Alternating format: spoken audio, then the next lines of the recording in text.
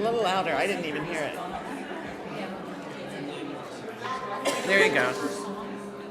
Good morning. Good morning, everyone. We have a really special morning for you. We have a wonderful guest speaker, Reverend Lisa. Oh, there she is. I hope she comes. No. Lisa Carson. From the Chico area, and she travels worldwide, but you'll hear more about that. All right. We have an opening song by the Heart Sangha Choir.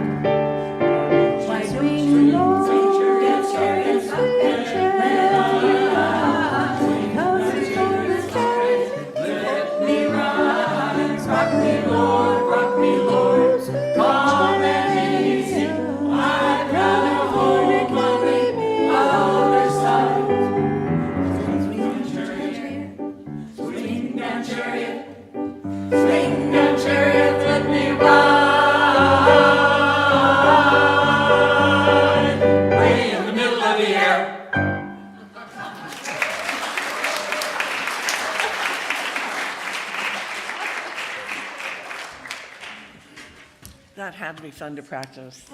Oh my gosh. Try and do all that at home on your own. That would be hard, wouldn't it? All right. Well, I'm Reverend Dr. Mary Mitchell, and I'm the MC today and also practitioner, along with Christy Carr. And we'll be here for you after service if you'd like a prayer.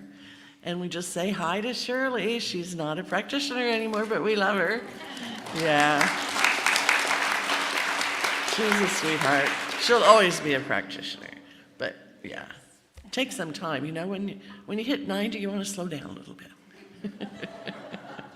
I will anyway, maybe 80, I don't know. Okay, we had our opening song. If you're new with us today, we have a wonderful friendship packet on the back wall. It's in a blue folder, and if you'd like to pick one up, and I'd love to take you on a tour of our grounds. We have 3.5 acres here, lots of flowers out there, and so I'd love to take you on a tour if you'd like. All right, we are going to invite the children forward. How many children do we have today? Oh, we got a couple, come on up. And we're going to sing them out to their teachers. Come on. We got room for you right here. Oh, wonderful. On the face of God, I hold you in my heart. You are a part of me. You are the face of God. You are the face of God. I hold you in my heart. You are a part of me. You are the face of God. You are the face of God.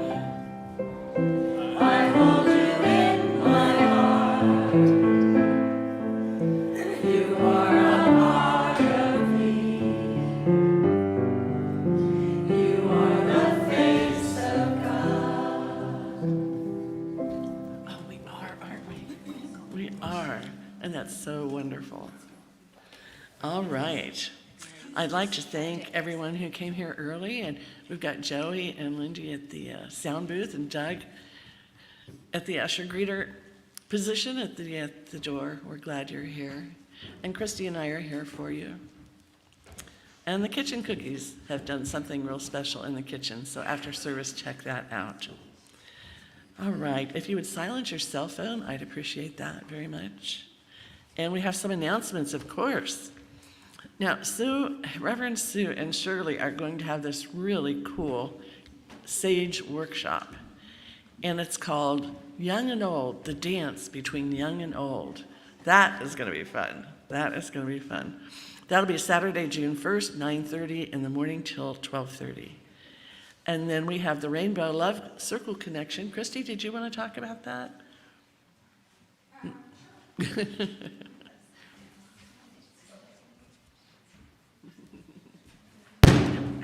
Don't touch. Here we go. Good morning. So last month I started the first Rainbow Pride group, and we got together, there was about 10 of us, and we started a core group, which we'd love if you would like to join us. It's every second Thursday? Yes, every second Thursday of the month. And what we're going to do is we're going to make events, we're going to make places to go, we're going to bring up dances, we're going to have all kinds of good fun. So if you'd like to join us or come support us, we'll be there. Great. Where do you meet? In the cottage? Usually in the cottage we meet, but sometimes in the social hall. But I'll have a sign up for you. Okay, great. Thank you. All right, and on Friday, May 3rd, we have the Spiritual Music Jam, which is an amazing event with Michael Harris, Shem Smith, and Marco Francios. Friday, May 3rd, 7 to 8:30. And the focus is on creating harmony with all the instruments that you bring. It's a real open type of operation, and they have a lot of fun. All right, we have Lighten Up. Oh, Lighten Up, come up. That's not my name, but. Okay, good morning, everyone. I'm Reverend Lisa, and I'll be doing the workshop. Oh, which mic do I? Oh, good. I want to make sure you could hear me. I'll be doing a workshop right after the service called Enlighten Up. Don't take life so seriously. And I think it's sometimes good just to get out of our heads and to play a little bit. So it's a play shop. And I'll be sharing some slides with you on some embarrassing moments, giving you permission to be okay with whatever embarrassment occurs in your life.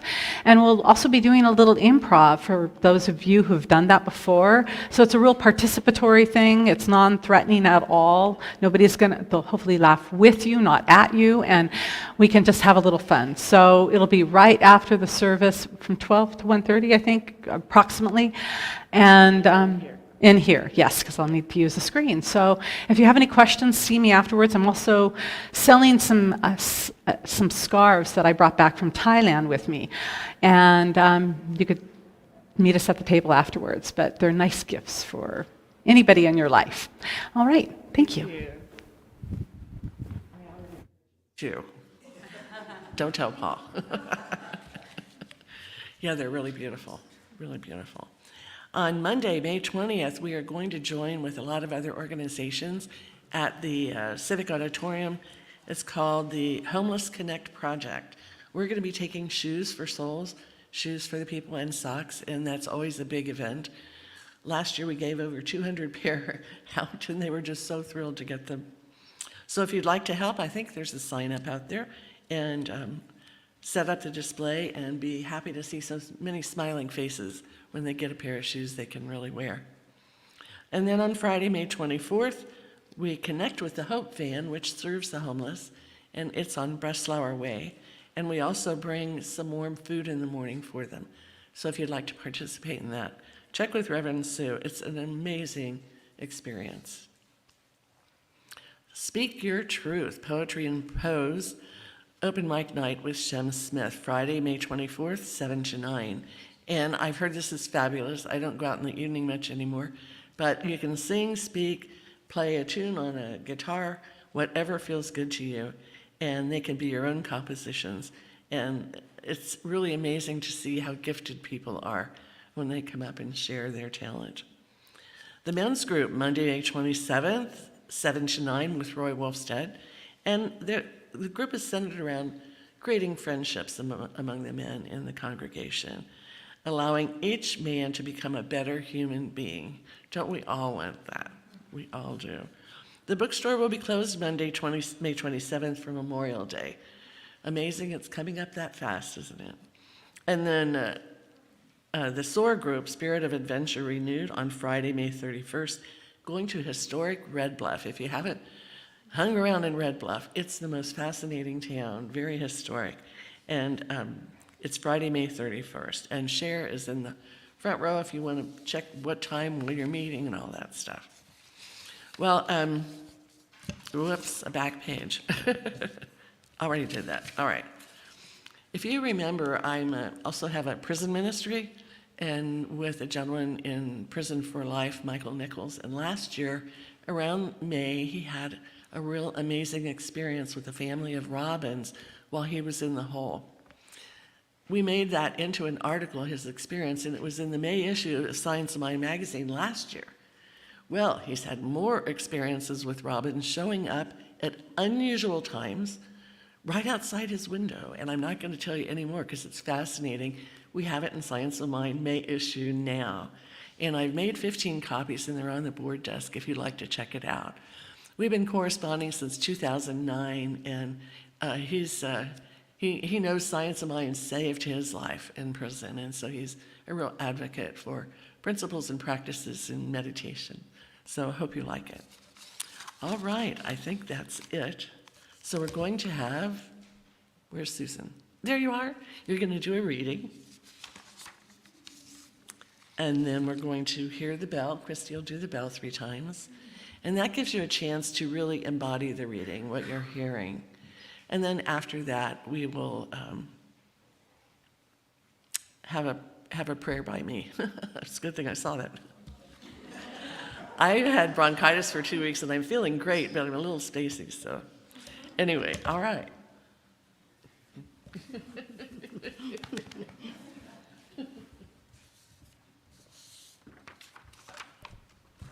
Good morning.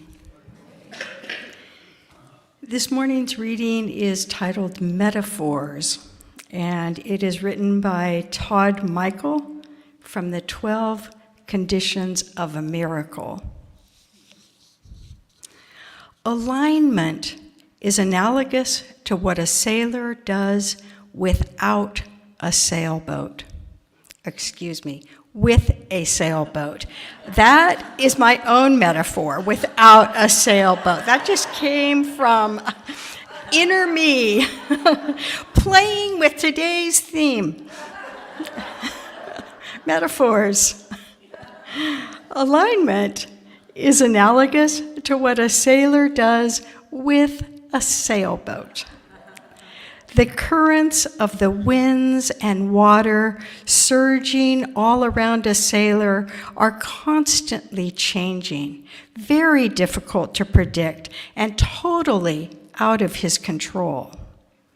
But the sailor has experience on his side. He understands the nature of the currents of wind and water, and he knows precisely how to trim his sails and adjust his rudder so that the current carries him exactly where he wants to go. It may seem as though the great currents of your world are wild and turbulent too. Sometimes the currents carry you in the right direction, but more often it seems as though you are struggling against them. You feel so helpless, you simply sigh in resignation when things go awry. But part of you knows that there is more. Part of you knows that you were not born as a child of spirit to be a helpless victim blown about haphazardly by random forces. Part of you knows that you are meant to master the art of sailing, that you are meant to soar gracefully.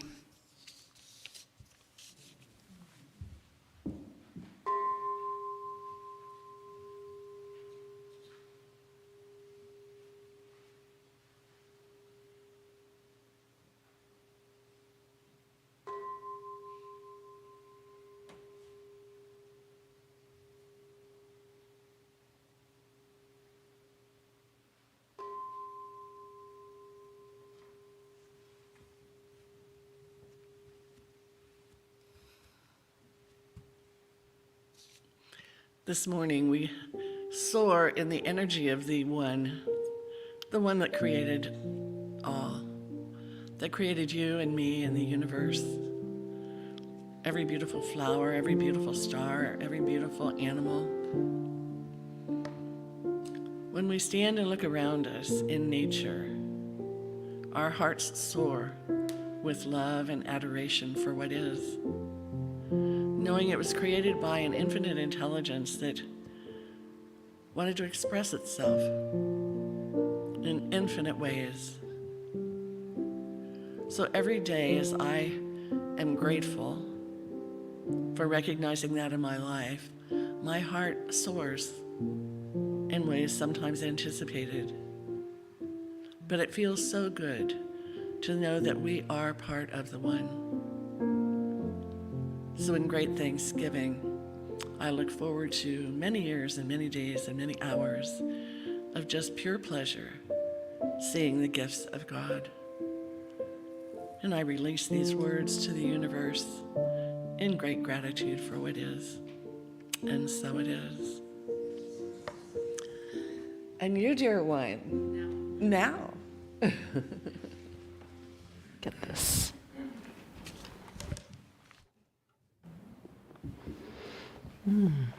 Good morning again. I want to thank Lindy for helping to hook me up and tape me up and all the things that it took to make this happen, and the choir for being, that little arrow, sorry, things like that are annoying. There.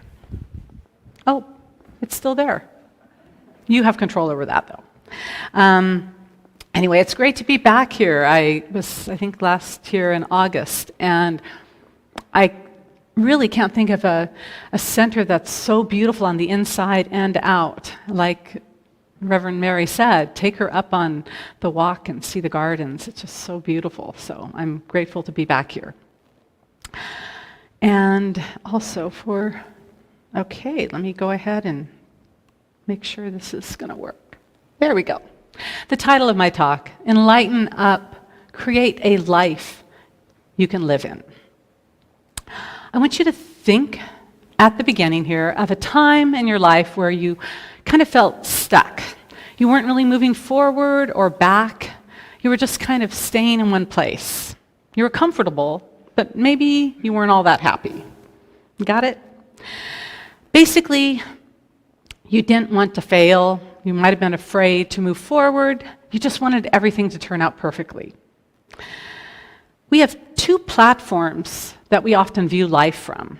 One is pessimism or optimism, fear or trust. So take it from the turtle. There's lots of ways to see it. He's truly enlightening up there. Depending on how you viewed things, you made changes either consciously or maybe outer conditions seemingly beyond your control thrust you into something that you weren't quite ready for. It may have been slow and drawn out over a number of years, this change, or maybe it was quick and radical, depending on the circumstances. A divine content or disconnect too sometimes, might have been urging you forward, but you were afraid to take that step into the unknown. You were just comfortable enough. Anais Nin once said, and the time came when the risk to remain tight in a bud was more painful than the risk that it took to blossom. Maybe you can relate to that, of just feeling like you didn't really want to move forward, but you were starting to feel so uncomfortable that you knew you had to make those changes. About 13 years ago, I was living in a comfortable home in Roseville. I had the same teaching job, the same house, the same relationship, the same child for a number of years. And I would take the same route to and from work every day. I would see the same people and just do the same. I felt like I was going insane. It's kind of a thing. I didn't feel happy, and I knew something was missing. I felt like I was dying inside, and I actually said those words out loud. On the first day of summer break that year, I found out that I had breast cancer, not something on my vision board. I remember feeling engulfed in this sense of why me-ness. You know, why me? Why did this happen? But then I realized that I had been affirming my lack of aliveness, my lack of passion and purpose all that year. So at first I got caught up in the chaotic thinking of, what if I die? Have you ever done that? You go to the worst case scenario and just quickly stay there? Finally, that spiritual part of my brain kicked in, and I began to respond instead of just react. Well, I didn't say that I wanted cancer. I began to see that on some vibrational level, I was a match to it. Nikola Tesla once said, if you wish to understand the universe, think of energy, frequency, and vibration. Because basically, we are naturally drawing to us that which we're emanating on an energy level. Not what we want, but what we believe on a core level.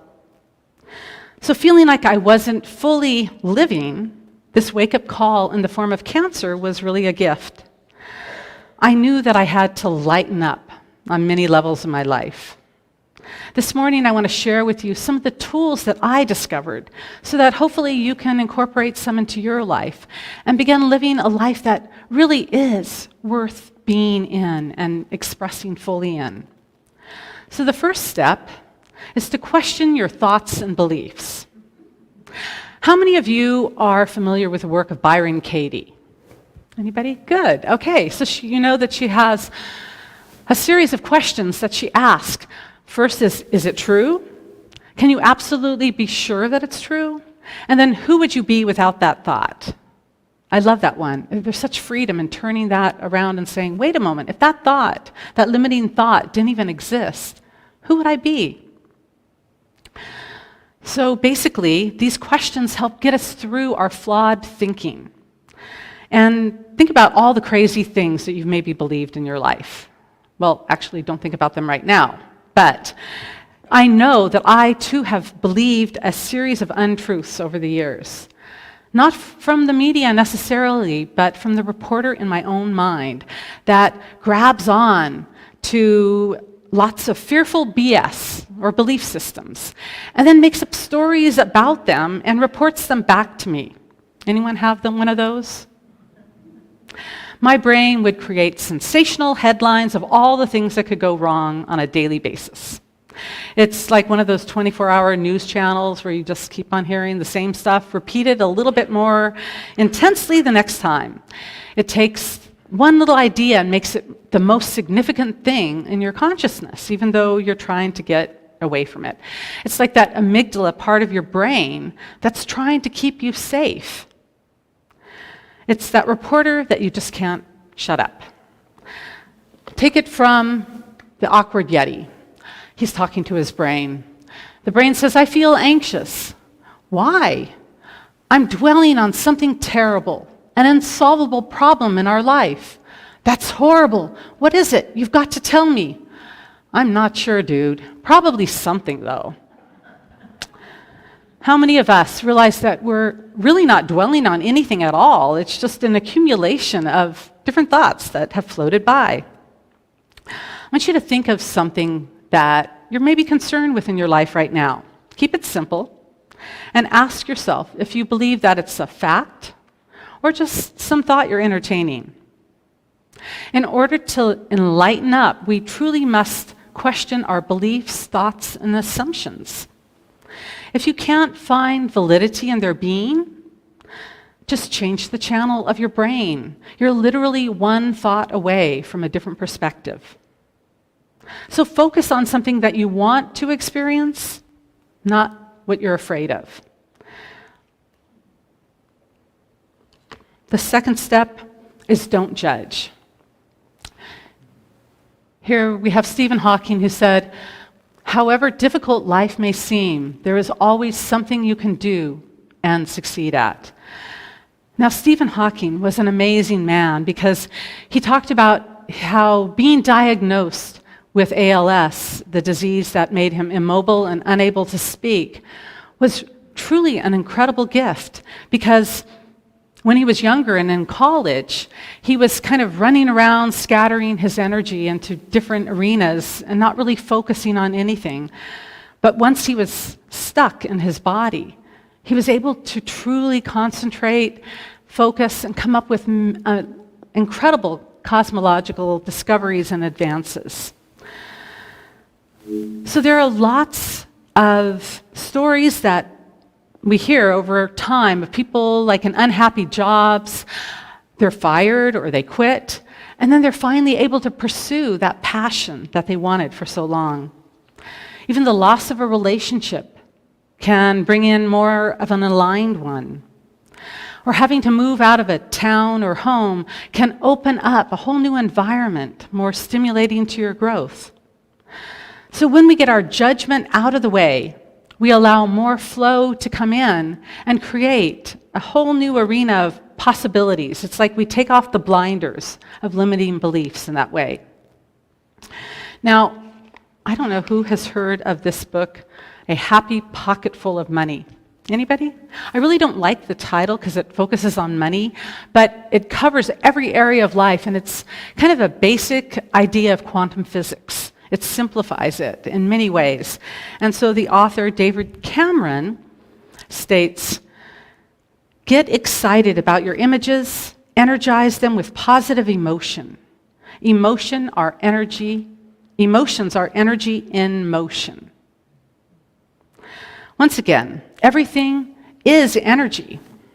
I'm not just talking positive thinking here. I'm talking physics. As David Cameron goes on to say, never think that what you see with your eyes is first cause. It's just an effect, end quote. So basically, it's the law of the universe picking up on our energy, our thoughts, and drawing to us what we're focusing on, whether If we're stuck in that judgmental energy, we're going to draw to us more things to be judged upon or be judgmental about. Outer conditions are created by thoughts, whether they show up years, days, weeks, or hours later. So think about it. It's kind of a play on words. Outer conditions don't become matter or matter because they already are. Inner conditions do matter or become matter. So basically, nothing matters unless you make it. So how does this work? Quantum physics shows us that everything exists in all possible states until they are observed. When we give our attention, focus, and energy to something, we help activate it into being. We kind of co-create it there. One of the clearest examples occurred to me years ago when I was out working in my front yard, and I had an issue earlier with a colleague at work, and I'm throwing weeds into this big plastic garbage bin. Well, I was still trying to win the argument with her in my head, even though she was nowhere around. You ever do that? It's like I was just thinking of all the horrible things she had done and said, and I was really annoyed, and I was pulling the weeds, and as I put them into the bin, my arm leaned a little too heavily on the bin, and knocking it over, which caused me to trip, and I went flying into the bin head first. My thoughts were already in there, so it was just natural that my body followed. As I climbed out of the can, I quickly looked around to see if anybody had noticed my debacle, because my body was bruised, my ego was bruised. But no, it was just me turning my thoughts into things. So where do you judge people, circumstances, or even yourself a little too harshly? In fact, did you look in the mirror this morning and kind of say a few unkind things? I used to have muscles up here. They went upside down. I can't push anybody anymore, but I can flap them around. So think about how you can enlighten up in your own life by being more kind and conscious, not just to others, but to yourself. What are you labeling as bad, ugly, unfair? How do you believe you're a victim in whatever scenario you're living? Just notice your thoughts that you have about those conditions without labeling them good or bad. Just watch them float by, not attaching to them.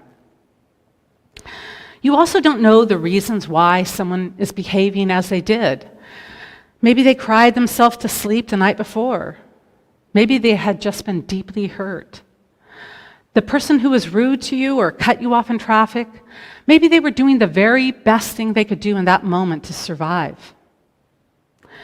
So we intensify issues that might not have been initially negative, turning them into far bigger dramas than what they should be. So through our focus and attention, we often share them with friends and get a lot of pity for our bad luck in life. I'm learning to say, that was interesting, without judging it, labeling it, so you don't have to incriminate your life by adding further narration to it. Just plead the fifth. I know nothing, I'm just watching things float by. Or in your life right now, I want you to once again think of a situation. It might have been the one you brought up earlier, and ask yourself, is it true? Then think about another way you can see it, and what gift there might be in that particular thing. Don't judge it. Just notice the possibilities for it being there, and how it could possibly be a blessing instead of a curse. The third step to enlightening up is imagine what you really want in life. How would you feel right here, right now? Just think about it. If you could experience whatever you are desiring right now, whether it be a relationship, a material manifestation, or a state of inner being, what if there were more paths to creating than you were aware of? Imagine those possibilities. Cameron also states in his book, quote, imagination is the most powerful force because life uses it to know what to create next. Imagination has the power to make or break your life, end quote. No pressure there. But think about that. Imagination is like that mold that we talk about in Science of Mind, that then the universe floods in to fill. So we're designing it with that imagination. Remember when you were a child and you used to go out and daydream? That part is so powerful to still do that as an adult today. When you start imagining, you begin to invite in all the possibilities that might not have been available had you stayed in fearful thinking. You're no longer just stuck. You can think outside your head. After my diagnosis, I asked myself, what would my life look like if I were truly living? If I felt fully alive, what would I be experiencing? I used to use the what if logic, but in reverse, like, what if it wasn't as bad as I thought? What if I wasn't going to die right away? Back then, the answers came quickly. I knew that I had to change the way I was living. I wanted to travel. I wanted to teach in other countries. I wanted to experience different cultures and taste different foods while I still could. When I made up my mind about the possibilities of all this began to flood in. And the universe supported me in ways that I could not have thought possible had I really planned them out in detail. How many of you have experienced that, where sometimes when you just let go and you realize the universe is there for you once you make a decision? It's a very powerful thing to do. Now, I decided that I needed to sell my house, get out of my unhappy relationship, and travel. All this was not easy. In fact, it was so far out of my comfort zone that some days I just wanted to curl up in bed and not get out at all. And that's okay. Sometimes we need to feel the discomfort and allow time to adjust. But it is important to move on and recognize that we were all born with something that we came here to do, something deeper that we came here to express. It's like the universe is made up of a gazillion little quarks of energy, and they're infused with your individuality, your personality. So, in a sense, you create with your being the perfection of it all. You add to the universe with you experiencing life fully and with joy. So imagine that thing again, something that you want to experience, and pick something that maybe you want to do something more of in your life, something fun, like maybe taking naps more, taking a walk in the park, baking more, talking to good friends on the phone. Whatever it is, it could be something simple at first, something that gives you a little bit more joy. So it might appear as a little spark or small desire, like, yeah, I want to do this today. It will take you to your next step, which will then lead you to your next step of enlightening up. And whether you realize it or not, the world truly does expand with your experiencing your life more. It might also show up in the form of discomfort. You become tired of settling for what you've always done. You experience that insameness. But if you start ignoring it, that nudging inner voice, that divine discontent, don't worry, it just gets louder and louder. After I completed surgery and radiation, I took off on my journey. I didn't know how far I would go or how long it would be, but I knew that I had to trust. And I've woven travel in my life for over a decade now. I couldn't have experienced so many things that I planned, as I said, had I been really specific about them.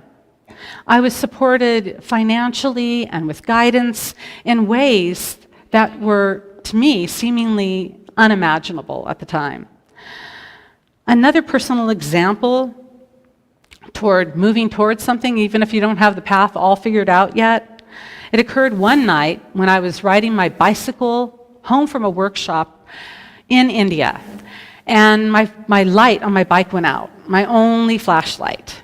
Now, they didn't have street lights nor much of a street at all. It was just basically a little dirt path. And I remember when it initially happened that I panicked because it was like being in pitch darkness. I knew there were venomous snakes that hung from the trees at night. And I had also heard stories of women being assaulted while being alone at night. I felt like I was kind of starring in my own horror movie. Another thing not on my vision board. Somehow, though, I remembered to take a couple deep breaths and affirm my well-being, which caused me to calm down. I could then see, as my eyes acclimated, a few feet in front of me. And then I quickly realized that I could eventually make it back if I just went a few feet at a time. I didn't have to see the entire path to my room. So I just saw myself in my mind's eye safely getting back home, which I did, without any harm being done to me. So trust life and take those small steps that might occur at first for you to get down that path to where you need to be. The fourth step is don't be attached to specific outcomes. Trust that whatever is happening is on some level there to get you to your next right place, even if you don't recognize it initially. I found that as I let go and trusted the process, things turned out far better than I expected. Every life experience gives us tools to move further along. They bring us up maybe one or two rungs on the ladder so we can see with more clarity. So each new step, we get that vantage point. Ernest Holmes talks about, in his book, Open at the Top, being open. And this way we're not locked into our trapped negative thinking.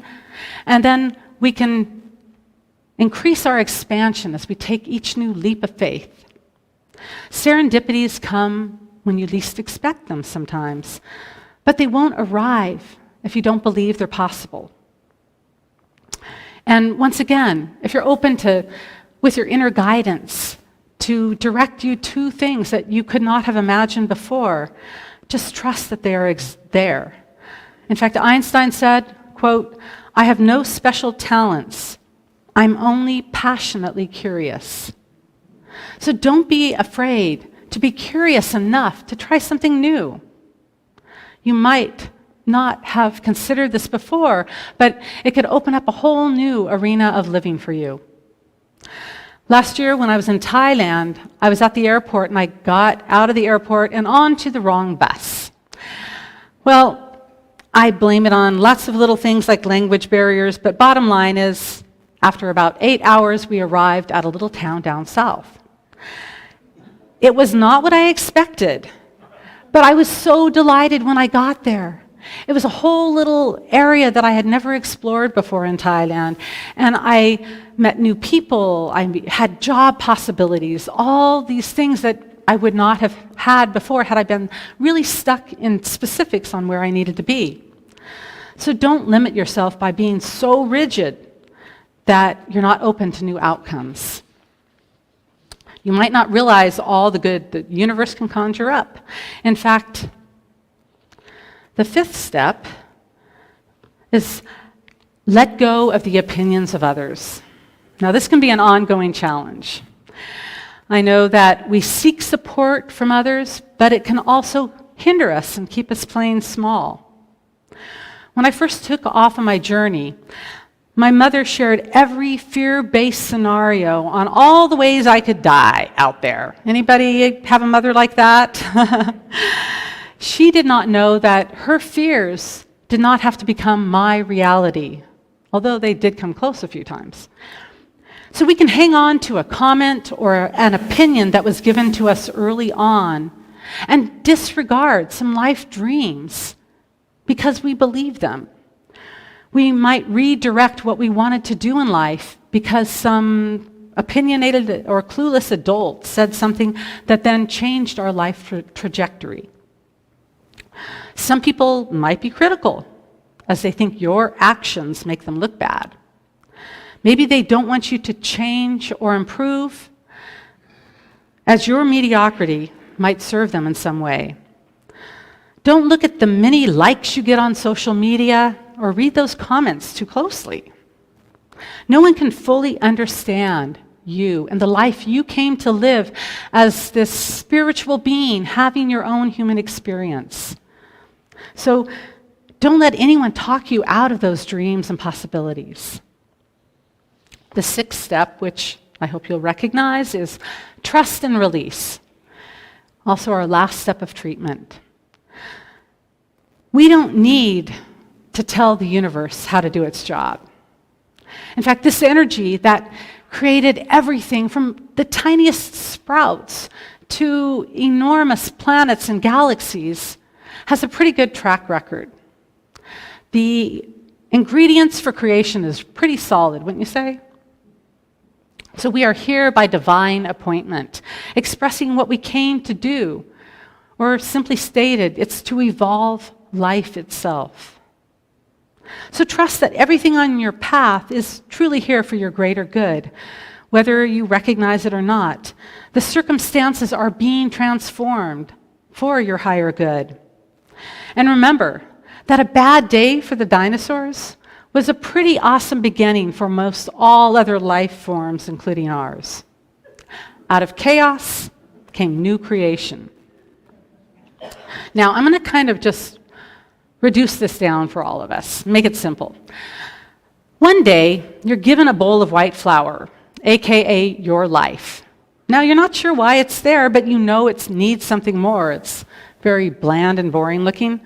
So you decide that you're going to pull in a few more ingredients. You like sugar and cinnamon and butter, so you put some of those in deliberately. But suddenly, a raw egg is dropped in on you, and now you know you're a victim. You also don't know why there's baking powder and salt thrown in on you, and you start to think that life is just not fair. Well, cancel that slide. They're all bitter and boring looking. And you start to confirm with all your friends that your life is a mess, which they agree with. Yeah, you got a big mess on your hands. As it gets all stirred up, it's downright unrecognizable. Pretty soon, though, you receive inspiration. It tells you to release it into the oven. And you're reminded that you can't keep poking at it every minute either. Now, you recognize some of the ingredients right away and welcome those, but not the others. You like travel, but not disease. You like people, but not those difficult ones. You liked moving around, but not all the packing up and going about. However, you soon began to smell something delicious. You didn't recognize all the mess until you opened and saw cake. All those ingredients were so very important to get to that end result. They were all part of the mix, as confusing and scary as they might have been at the time. Be like Einstein. Remain passionately curious as you move into action and experiences that bring you joy, even if you don't understand what you're initially creating.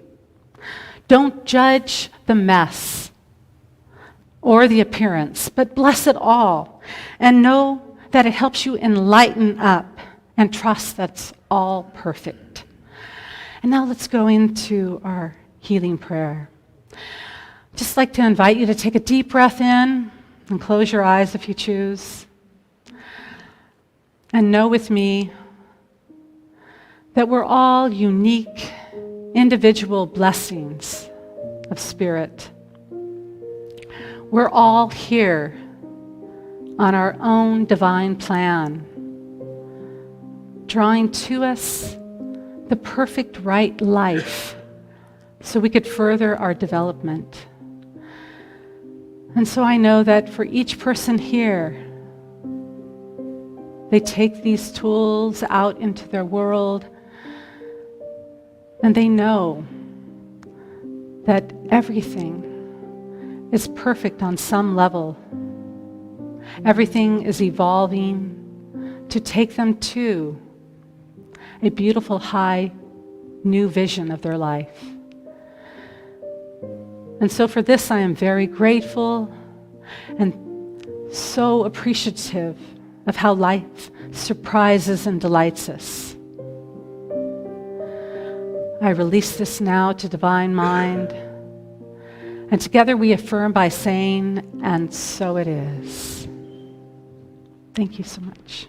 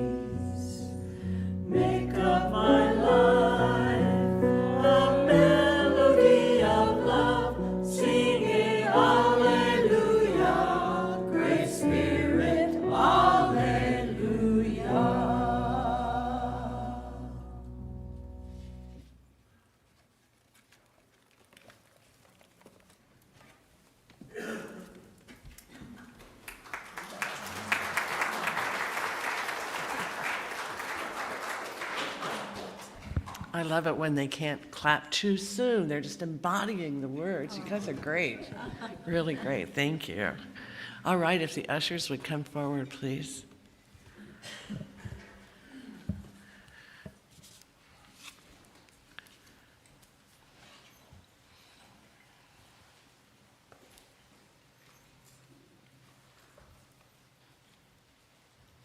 And know with me, as we prepare to give our offering this morning, our hearts are just filled with love and appreciation, since what is offered here at the center is for our spiritual well-being.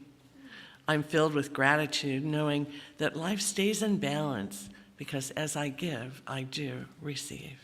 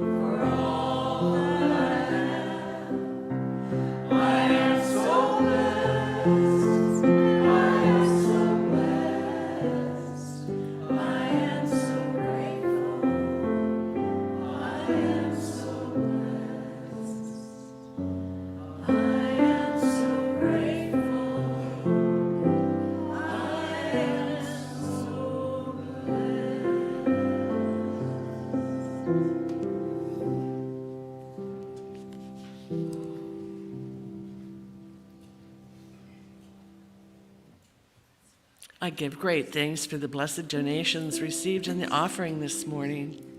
I know each dollar supports this spiritual family in so many ways. As we grow together, pray together, and give thanks for all that this center has been blessed with today and always. And so it is.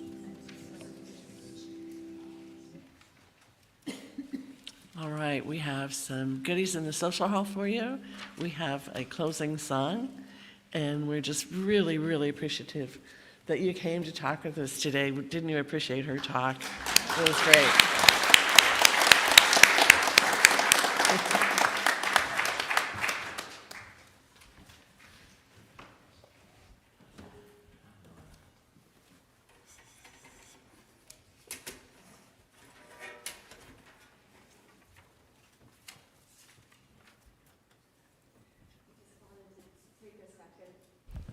Sorry. Thank you. Just to say thank you so much. This is actually, our heart song requires sort of completion of a season of singing with you. So I wanted to thank everyone and to especially thank beautiful choir for their dedication. We'll take a little summer break. We're going to share a song together, and I'll invite you to participate. It's one that we sing together sometimes.